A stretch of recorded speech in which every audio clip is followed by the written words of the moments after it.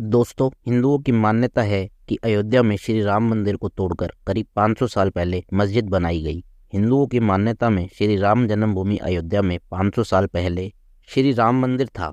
फिर जब बाबर ने 1526 में पानीपत का युद्ध जीता तो अयोध्या मंदिर को तोड़कर उस पर बाबरी मस्जिद का निर्माण किया गया। और उस 1526 से लेकर 2019 में सुप्रीम कोर्ट का फैसला आने तक इन 500 सालों में हिंदुओं ने अपना हक पाने के लिए कितनी मुसीबतों का सामना किया और किस किस तरह की लड़ाई लड़ी, आज ये सब हम आपको इस वीडियो में बताएंगे।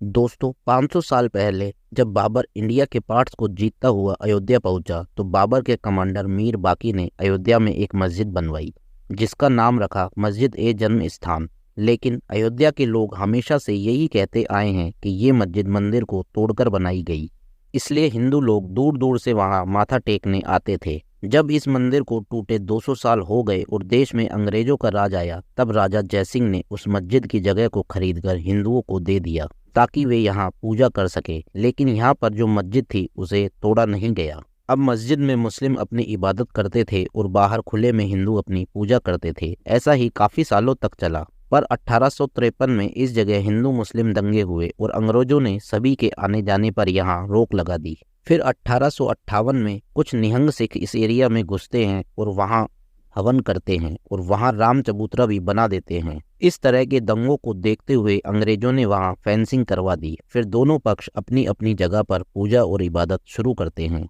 फिर 26 साल बाद 1885 में पहली बार ये मसला कोर्ट में जाता है कि बाहर छत बनाने की परमिशन दी जाए, पर कोर्ट ने परमिशन नहीं दी। फिर काफी सालों तक ऐसा ही चला। फिर 1949 में इस कहानी में एक मोड़ आता है और पूरा किस्सा ही पलट जाता है। 1949 में मस्जिद वाली जगह एक श्री राम की मूर्ति मिलती है और सभी हिंदुओं का कहना होता है कि ये राम जी की मूर्ति वहाँ प्रकट हुई है, और मुस्लिम पक्ष कहता है कि ये यहाँ कोई रख गया है और इसे हटाया जाए। लेकिन तब के डीएम साहब को पता था कि अगर मूर्ति को हटाया गया तो पक्का दंगे हो जाएंगे, इसलिए दोनों पक्षों को समझाया गया और मंदिर के उस हिस्से पर ताला लगा दिया गया।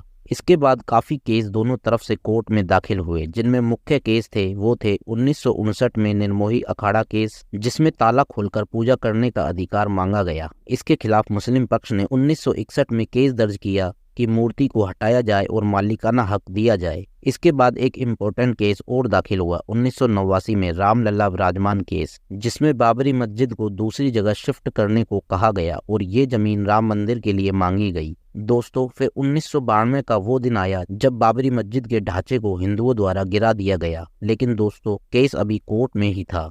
2003 में इलाहाबाद हाई कोर्ट ने एक बार फिर एएसआई को खुदाई करने को कहा। इस खुदाई में एएसआई को हिंदू साइन वाले कुछ पिलर्स मिले और कुछ टूटी हुई मूर्तियां भी मिली। फिर जब इन सब मिली हुई चीजों पर रिसर्च किया गया तो उससे ये साबित हुआ कि इस जगह पर पहले मंदिर ही था। इन सब के बाद 2010 में हाई कोर्ट ने फैसला सुनाया और इस जगह को 3 हिस्सों में बांट दिया। रामलला की मूर्ति वाला स्थान रामलला विराजमान को और बाहर का खुला एरिया निर्मोही अखाड़े को दिया गया और बाकी बची जमीन मस्जिद के लिए दी गई। लेकिन 2011 में सुप्रीम कोर्ट ने इस फैसले पर रोक लगा दी। फिर 2016 में सुप्रीम कोर्ट में एक केस दाखिल होता है मंदिर के लिए। 2019 में सुप्रीम कोर्ट इस विवादित जमीन को रामलला विराजमान को दे देता है और मस्जिद के लिए एक अलग से जमीन दी जाती है। उसके बाद तो दोस्तों हमारे सामने ही है कि हमारा राम मंदिर उस जगह कितना भव्य और शानदार बनाया गया है और रामलला को विराजमान भी कर दिया गया है। तो दोस्तों, ऐसे ही वीडियो देखने के लिए हमारा चैनल सब्सक्राइब कीजिए और वीडियो को लाइक कीजिए। धन्यवाद दोस्तों।